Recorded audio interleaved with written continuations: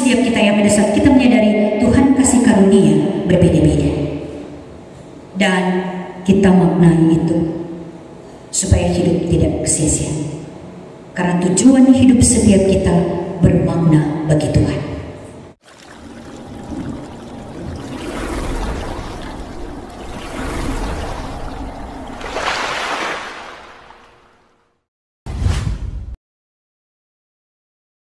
Jemaat yang diberkati oleh Tuhan, salam sejahtera bagi kita sekalian. Bersyukur kita semua saudara-saudara kalau masih ada sampai saat ini, dan kita telah berada di minggu yang ketiga di bulan September. Sebagai gereja kita dituntun dalam surat Paulus kepada jemaat yang ada di Efesus. Efesus pasal 4 ayat 1 sampai dengan ayatnya yang ke-16.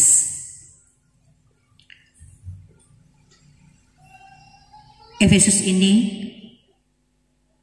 ditulis oleh Rasul Paulus. Rasul Paulus waktu itu dia berada di penjara, tapi tetap pemberitaan Injil itu tidak dibatasi oleh ruang, waktu, dan tempat. Dan kepekaan hati Rasul Paulus itu begitu dalam. Dari bagian pembacaan Alkitab kita saat ini adalah bagaimana Rasul Paulus dia menasihati jemaat yang ada di Efesus agar hidup sesuai dengan panggilan, mengerti tentang tujuan hidup, agar sebagai orang percaya yang telah dipanggil Allah tidak hidup dalam kesia-siaan, tidak menyia-nyiakan hidup ini adalah kasih karunia. Nah, dari bagian pembacaan Alkitab ini bagaimana Paulus menasihati jemaat untuk melakukan upaya memperlengkapi. Tema kita memperlengkapi orang kudus bagi pembangunan tubuh Kristus. Memperlengkapi dan diperlengkapi adalah panggilan, yang mana bagi Rasul Paulus memang dia menasihati jemaat agar hidup berpadanan dengan panggilan. Panggilan hidup sebagai orang percaya yang dulunya mereka gelap, tetapi ketika menjadi terang, dalam arti menampakkan bagaimana panggilan hidup sebagai orang percaya yang telah diselamatkan oleh Kristus Tuhan. Dan selanjutnya memang nasihat Paulus memperlengkapi itu dimulai dari diri sendiri. Bagaimana jemaat itu panggilan hidup mereka nampak dalam kehidupan yang konkret, nampak dalam kehidupan yang nyata. Sebagaimana dalam pembacaan ini, ya, jemaat memang harus memiliki kerendahan hati, kelemah lembutan, kesabaran, dan kasih, yang mana itu ditunjukkan dalam kehidupan saling membantu dan memelihara juga kesatuan roh, sebagaimana dalam ayat 2 sampai ayat 6. Efesus 4 ayat 2 sampai 6. Memperlengkapi itu memang dimulai dari diri sendiri.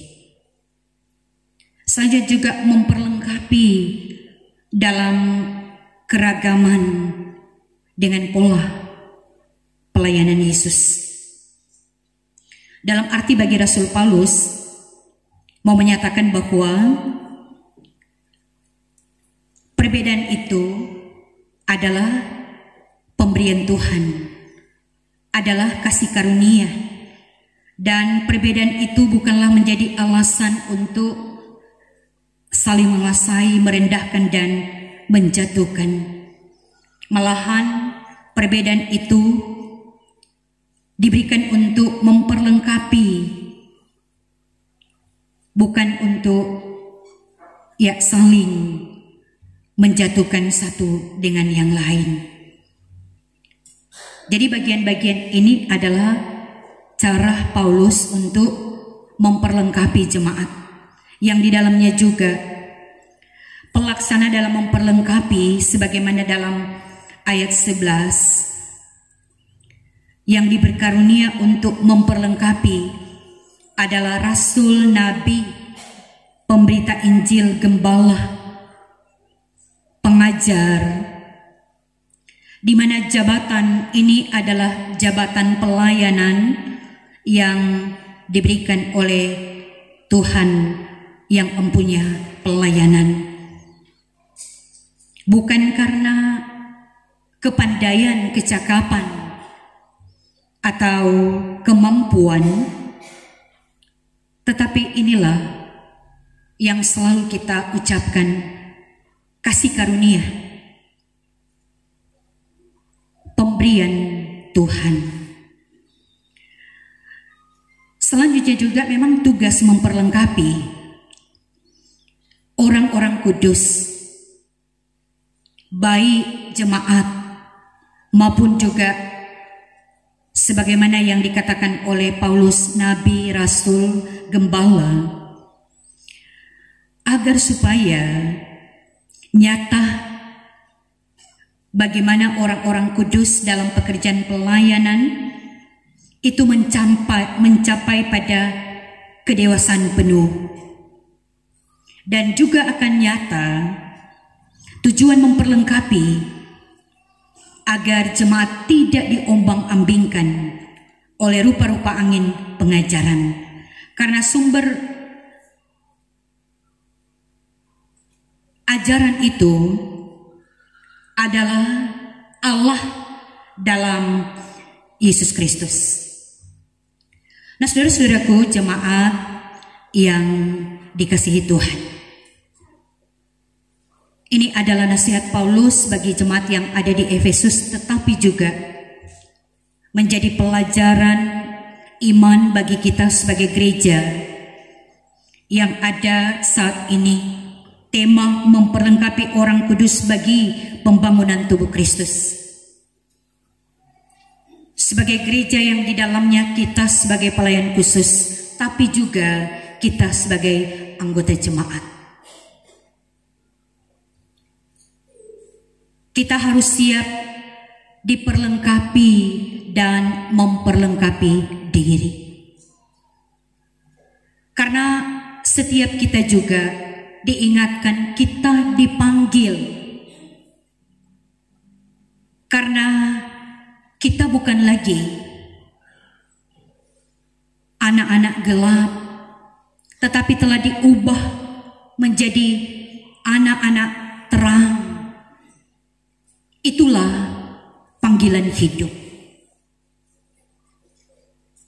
Pengajaran Paulus ini memang menasihati kita. Kita memang selalu diperlengkapi dan memperlengkapi diri. Sebagaimana iman kita selalu diasah, selalu dibangun untuk apa?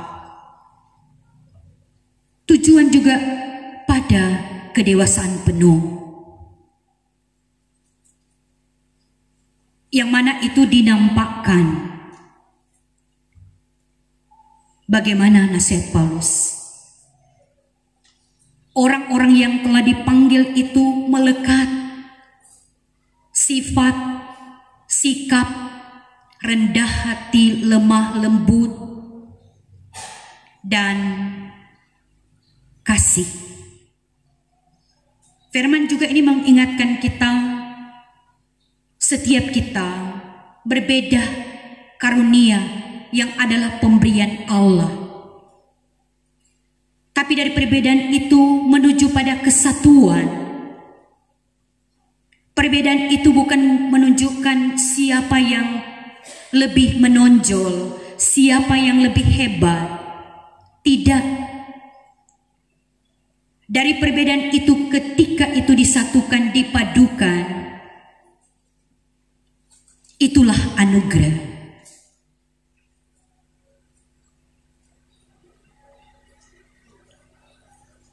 Setiap kita orang-orang kudus disebut juga sebagai anggota-anggota tubuh Kristus. Kita sebagai pelayan khusus yang di dalamnya, penatua, diaken, pendeta, dan guru agama. Pun juga kita sebagai anggota jemaat. Kita inilah yang disebut sebagai orang-orang kudus, yang selalu diperlengkapi dan memperlengkapi, agar memang pemaknaan hidup sebagaimana yang diungkapkan oleh Rasul Paulus. Tujuan panggilan agar tidak hidup lagi dalam kesia-siaan, tetapi dalam pemaknaan hidup, kebergunaan.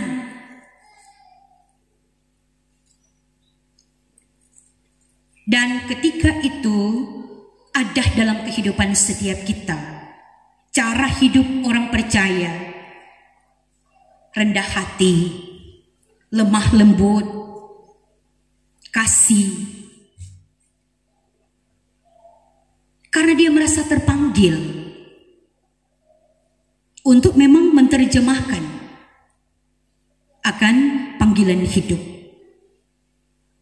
dan menyadari juga karena diperlengkapi dan memperlengkapi diri apa yang Tuhan beri,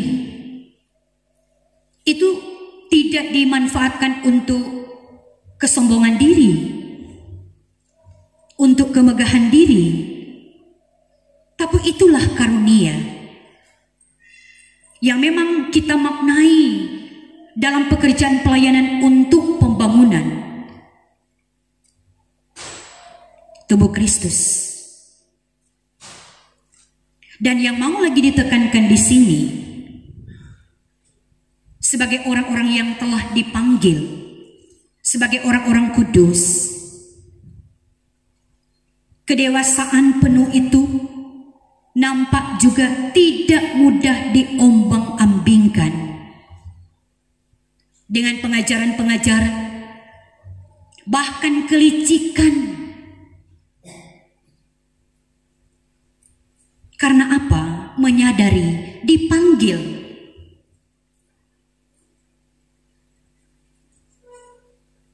Dan apa yang setiap kita hadirkan itu berasal dari Allah, yang kita selalu nampakkan dalam kehidupan yang nyata, karena kita punya tujuan. Yang kita hadirkan adalah pelayanan kepada orang lain. Oleh karena setiap kita telah merasakan bagaimana kehidupan yang telah diubah, hidup dalam kasih karunia.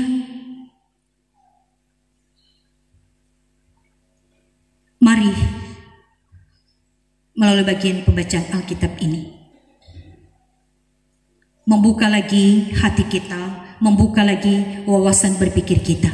Memang kita berada di tengah keragaman, dalam persekutuan berjemaat, dalam persekutuan juga bermasyarakat. Keragaman itu sebenarnya indah, perbedaan itu sebenarnya itu indah, tetapi tinggal tinggal bagaimana setiap kita memaknai. Apakah panggilan hidup itu telah melekat dalam kehidupan setiap kita atau tidak, sehingga di mana setiap kita berada tidak mudah berubah. Tetapi yang kita tampilkan bukan diri kita sendiri, tetapi Kristus yang ada di dalam kehidupan setiap kita. Karena yang ada, yang terjadi, perbedaan itu bukanlah anugerah, tetapi perbedaan itu selalu itu persaingan yang tanpa kita sadari sebenarnya itu mengarah pada perpecahan, mendatangkan kekacauan.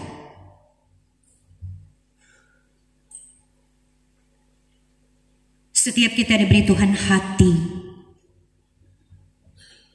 sehingga kita juga bisa ada di sekitar kehidupan orang lain. Kita bisa menerima, sehingga pasti setiap kita akan mengatakan betapa indahnya hidup ini, betapa bahagianya hidup ini ketika memang dimaknai menurut kehendak Tuhan. Memang indah dan bahagia ketika menurut kehendak Tuhan. Kalau menurut kehendak kita, tidak indah pasti, tidak bahagia pasti. Mari setiap kita yang ada saat kita menyadari Tuhan kasih karunia berbeda-beda, dan kita maknai itu supaya hidup tidak kesia-siaan. Karena tujuan hidup setiap kita bermakna bagi Tuhan, pun juga bermakna bagi orang lain. Ya, inilah bagian renungan firman Tuhan di hari ini, bahkan di sepanjang minggu yang berjalan. Tuhan menuntun dan memberkati kita sekalian. Amin.